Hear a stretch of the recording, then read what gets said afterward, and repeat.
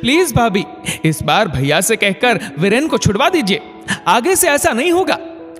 कावेरी रश्मि के आगे गिड़गिड़ा रही थी।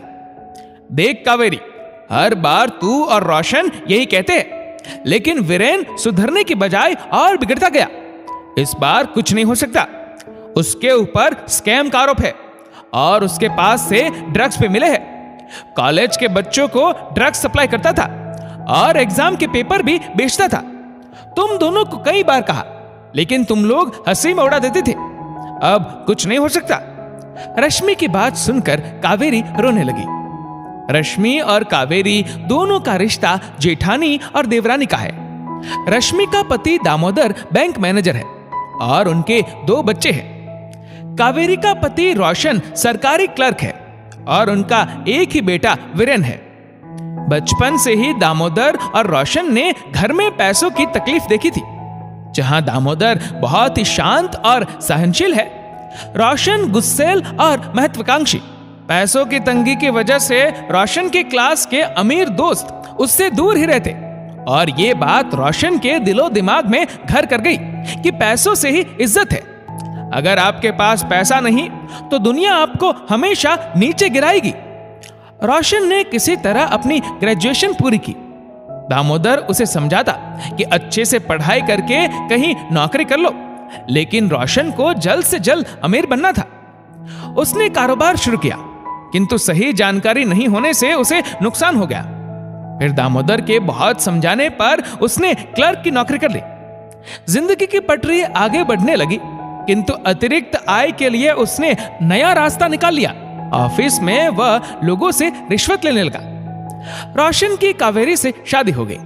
दामोदर और रश्मि भी 2 बच्चों के माता पिता बन चुके थे।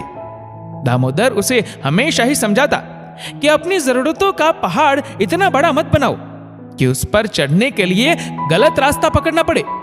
लेकिन रोशन दामोदर को यह कहकर चुप करा देता कि आपकी तरह मुझे कुएं का मेढक नहीं बनना। मेरी छलांग बहुत ऊंची है और मुझे आपकी तरह समझौतों भरी जिंदगी नहीं जीनी। मैं अपने परिवार को सब कुछ दूंगा, फिर चाहे इसके लिए मुझे कोई भी रास्ता चुनना पड़े। कावेरी ने भी शुरू में उसे समझाया, किंतु धन दौलत की चमक और सुख सुविधाएं मिलने से उसे भी रोशन का रिश्वत लेना अच्छा लगने लगा। समय के साथ रोशन ने बड़ा घर भी ले लिया और अपने बेटे को शहर के सबसे महंगे स्कूल में डाल दिया। इधर दामोदर और रश्मि ने अपने बच्चों को संस्कार के साथ ये भी सिखाया कि रिश्तों की दौलत ही हमारी अनमोल पूंजी है। समय का चक्र एक बार फिर वहीं आकर रुक गया। रोशन और कावेरी ने वीरेन को सब सुख सुविधाएं दी, लेकिन अच्छे संस्कार देना भूल गए। रिश्तों को पैसों के आगे छोटा कर दिया। कावेरी वीरेन को खर्च करने के लिए बहुत पैसे देती, लेकिन उसे अपने अमीर दोस्तों के आगे वह पैसे कम ही लगते। हजारों रुपए वीरेन एक दिन में ही खर्च कर देता। रोशन और कावेरी ने कभी यह जानने की भी कोशिश नहीं की कि इतने पैसे वीरेन कहां खर्च कर देता है। हजारों का खर्च कब लाखों में बदल गया, दोनों को पता ही नहीं चला। वीरेन ने बचपन से ही देखा था कि पैसे कैसे भी और कहीं से भी आए सब सही है।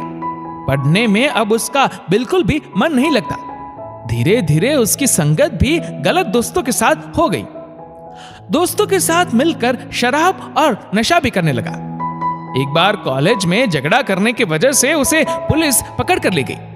तब दामोदर ने किसी तरह बात को संभाल कर उसे छुड़वा लिया। वीरेन की हरकतों को देखकर दामोदर ने रोशन और कावेरी को समझाया कि अभी भी समय है, अपने वीरेन को सही और गलत का फर्क समझाओ, नहीं तो बहुत पछताना पड़ेगा।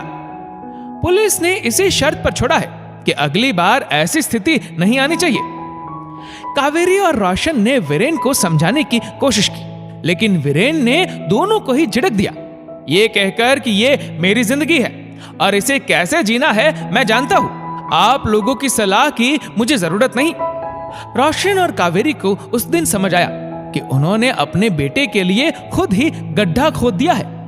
अब वीरेन रात रात भर घर नहीं आता, दोस्तों के साथ कहां जाता, क्या करता, दोनों को कुछ नहीं पता था। एक दिन 2 बजे पुलिस का फोन आता है कि वीरेन को ड्रग्स सप्लाई करते रंगे हाथों पकड़ा गया है और कॉलेज के पेपर स्कैम में भी उसका नाम शामिल है।